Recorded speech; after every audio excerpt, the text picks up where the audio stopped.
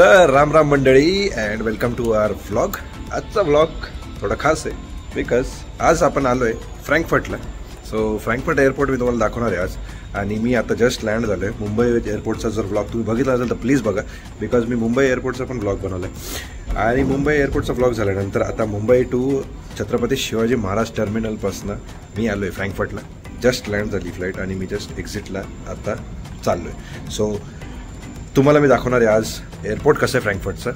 त्याच्या आधी मी तुम्हाला दाखवतो माझी फ्लाईट. सो लेट्स सी माझी फ्लाईट कशी होती. तुम्हाला मी आय डोंट नो इथून दिसेल की नाही बट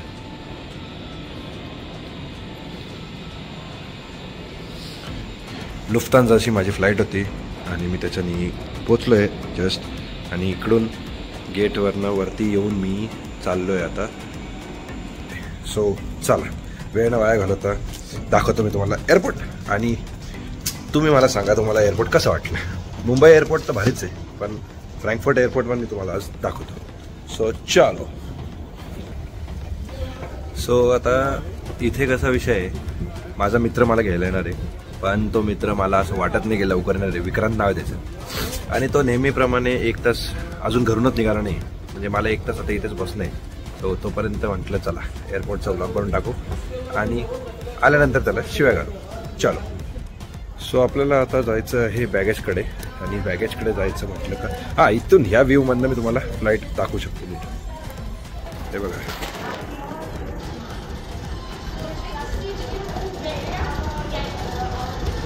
ही माझी फ्लाईट आहे आणि इथून मी वॉक करत करत करत करत इकडं आलो.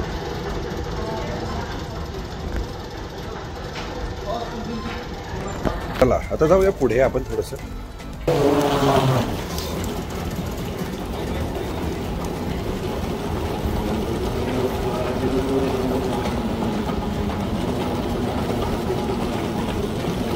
एअरपोर्टमध्ये सगळ्यात जास्त चालण्याची म्हणजे मजा येते ती याच्यावर येते. कारण की याच्यावरती 1 पाऊल टाकलं का आपण 3 पाऊल जातो. थोडंसं पायी पायी चालायचं काम कमी होतं.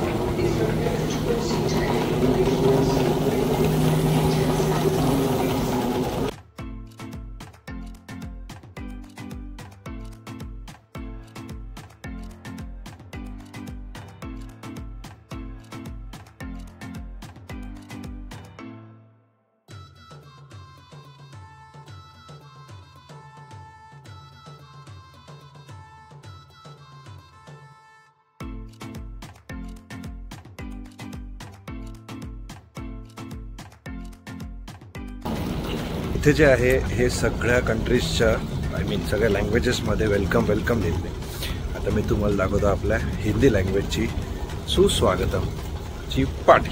हे बघा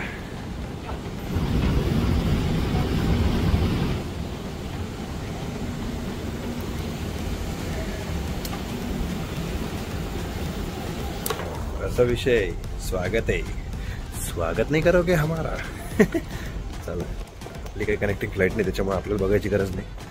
आणि तुम्हाला मी एक गोष्ट सांगायची विसरलो.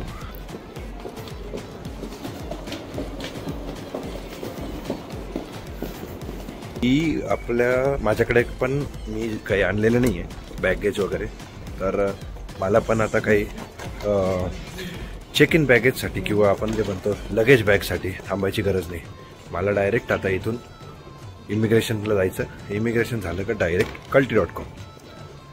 पण मी तुम्हाला बॅगेजचं काउंटर सगळ्या गोष्टी दाखवतो आणि तिथे कसं कसं आहे काय काय आहे ते सगळं दाखवतो. पण आता जरा मी थोडं जाऊन येतो.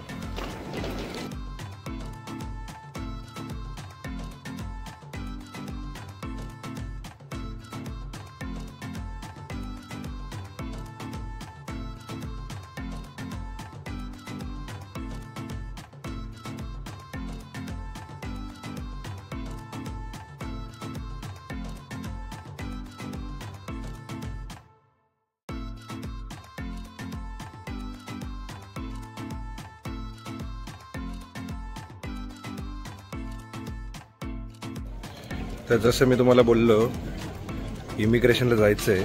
आता इमिग्रेशनच्या इथे मी आलो आहे, पण इमिग्रेशनला गर्दी जर तुम्ही बघितली, हे इकडून असं मत जायचं आहे आपल्याला आणि इकडे राईट साईडला इमिग्रेशन आहे.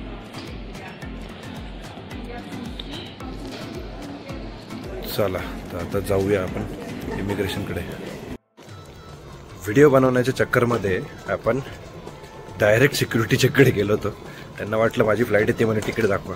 म्हटलं अरे दादा माझी फ्लाईट नाही, मी इथेच राहायला आलो आहे, मला एक्झिट सांगा कुठे. तर ते चुकून, म्हणजे आपली पण चुकी, आपण दुसऱ्या साईडला गेलो होतो. सो आता आपण आलो आहे बरोबर एक्झिट आणि हे पुढच्या फ्लाईट्सचे टायमिंग वगैरे. सो आता जाऊया आपण बरोबर ठिकाणी. ये होई ना बात, उठपाड के नीचे. तेच म्हटलं चायला इकडे पण सिक्युरिटी चेक, इंडियाला पण सिक्युरिटी चेक. काय विषय, बॅगेत 2-2 वेळा का पण चेक करताय. पण मग नंतर कळालं का आपण माती खाल्ली. सो जी की काही विशेष नाही, नेहमीप्रमाणे आपण कांड तर होत आहे भाई, हम जहा कांड वहा. बरं झालं लाईनमध्ये लागून नंतर नाही कळालं. तो सिक्युरिटी चेक करणारा म्हणेल दादा तिकीट दाखवा, आता जायचंच नाही कुठे.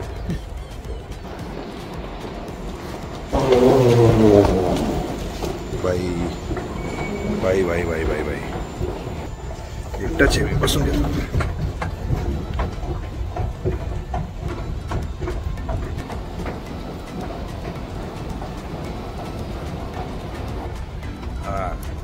हा आहे विषय. इथं आहे खरी इमिग्रेशन.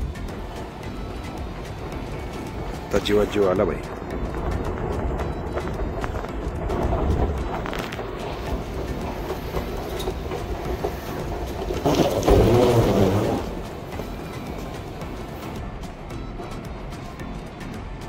इकडे आहे युरोपियन सिटीजन आणि इकडे आले पासपोर्ट, म्हणजे आपण सगळे. तर आपल्याला आता राईट साईडला जावं लागेल.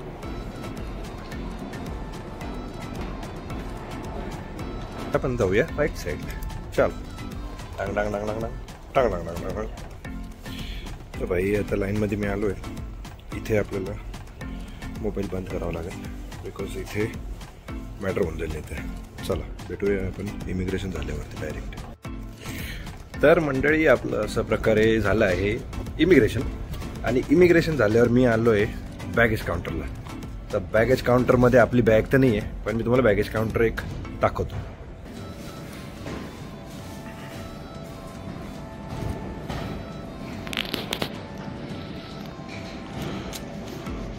सो टोटल 9 बेल्ट आहे आणि इथे आहे त्याचं नंबरिंग. त्या बेल्टवरती तुमची जशी जशी बॅग येईल तसं तसं तुम्ही कलेक्ट करू शकता.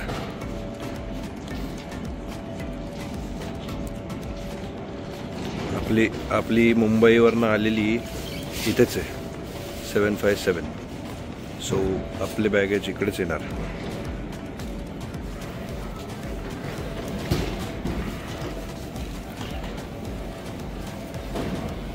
आता आपल्या केसमध्ये आपली तर काही बॅग नाही, त्याच्यामुळे आपल्याला तर काही गरज नाही आहे या सगळ्या गोष्टींची.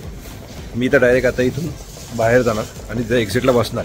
आणि आमचा आवली मित्र येत नाही तोपर्यंत मला तिथंच बसावं लागलं, दुसरा काही पर्याय नाही. इथे कॅशलेस पेमेंटवरती मशीन्स पण असतात. तुम्हाला जर काही लागलं, पाणी, Cola, blah blah blah blah, तर इथे सगळं अवेलेबल आहे.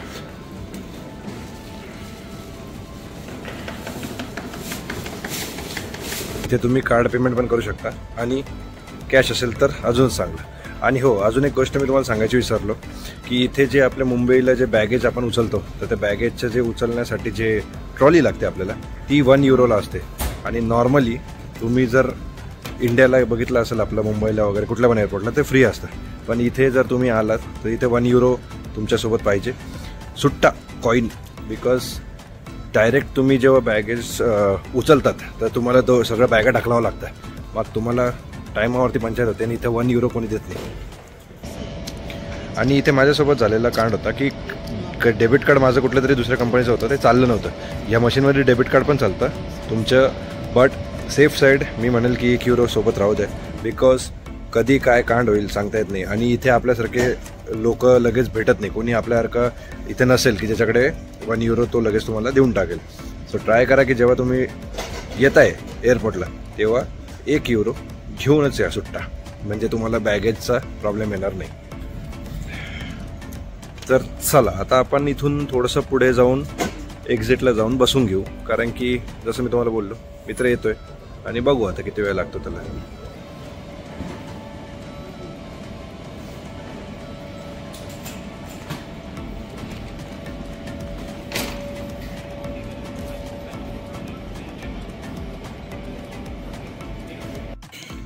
तर मंडळी आपण आलो एक्झिटला. इथून मी घेतली एक्झिट आणि आता एक्झिट झाल्यानंतर इथे आपल्याला परत एक्झिटला डायरेक्ट एक्झिट नाही आहे, इथे बसायला साईडला जागा आहे, जेणेकरून जर तुमचा कोणी जर माझ्यासारखा एखादा मित्र असेल जो येडा बोंग्या लेट येतोय तर मग बाहेर थंडीचं गारठत बसण्यापेक्षा इथे मध्ये बसायला जागा असते. तर मी तुम्हाला दाखवतो इथला एरिया आणि आउसगांग म्हणजे एक्झिट. तर A1 ABCD असे पोल्स आहे आणि त्या हिशोबाने मग तुम्ही सांगू शकता की मी कुठल्या पोलला उभा आहे किंवा कुठला आहे जो पण तुम्हाला घ्यायला आहे. सो हा जसा आउसगांग A1 आहे आणि हा आहे आपला एरिया.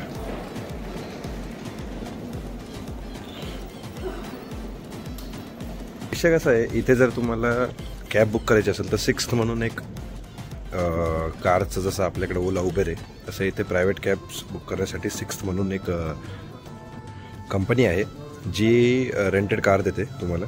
आणि तुमच्याकडे जर ड्रायव्हिंग लायसन्स असेल तर तुम्ही डिरेक्टली एअरपोर्टमधून निघायच्या आधीच इथे ऑफिसमध्ये येऊन कार बुक करू शकता. सो 6th म्हणून.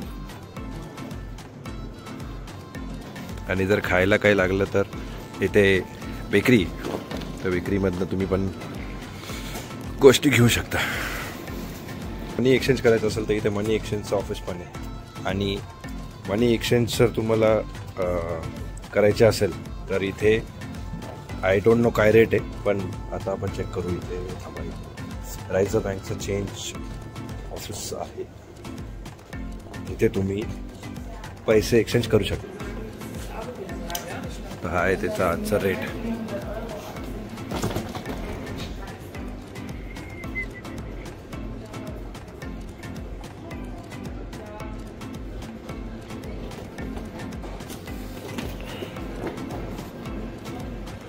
इथं काय ओल्ड कॉइन्स.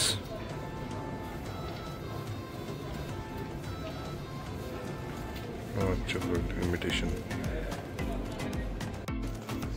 तर जो एक्झिटचा विषय मी तुम्हाला सांगत होतो, तुम्ही एक्झिट केल्यानंतर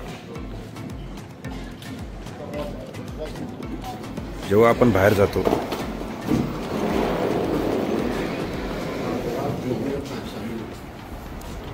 हे आहे नंबर, गेटचा नंबर. आणि असा खूप मोठा एरिया. सो इथे बाहेरच तुम्हाला टॅक्सी भेटेल. जर तुम्ही इथं बघितलं तर bus, hotel, long distance coaches, park plot, taxi सगळं भेटतं इथे.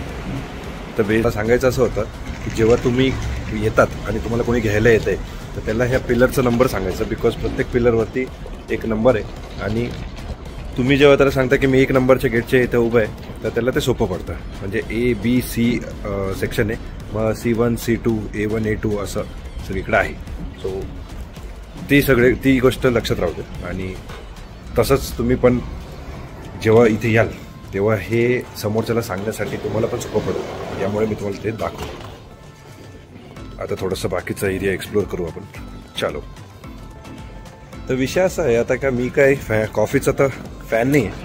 आता बायकोन ते येतील, मित्र येतील, ते चहा आणणार आहे, आपण चहा पिऊया. त्याच्यामुळे आता मी करतो इथे बसून जरा थोडासा टाईमपास. आणि तुम्हाला फ्रँकफर्ट एअरपोर्ट कसं वाटलं हे मला नक्की सांगा. मला सगळ्यात जास्त आवडतं एअरपोर्ट इंटरनॅशनल ते म्हणजे छत्रपती शिवाजी महाराज टर्मिनल, आपलं मुंबईचं एअरपोर्ट. पण त्याच्यानंतर म्हणजे मी तर आता बऱ्यापैकी युरोपमध्ये एअरपोर्ट बघितले, फ्रँकफर्ट पण मला चांगलं वाटतं. तुम्हाला हे फ्रँकफर्ट एअरपोर्ट कसं वाटलं मला नक्की सांगा कमेंट सेक्शनमध्ये. आणि असेच आपले व्हिडिओ बघत राहा, एन्जॉय करत राहा आणि काळजी घ्या. तोपर्यंत आता भेटूया पुढच्या व्हिडिओमध्ये. तोपर्यंत काळजी घ्या अँड जय महाराष्ट्र.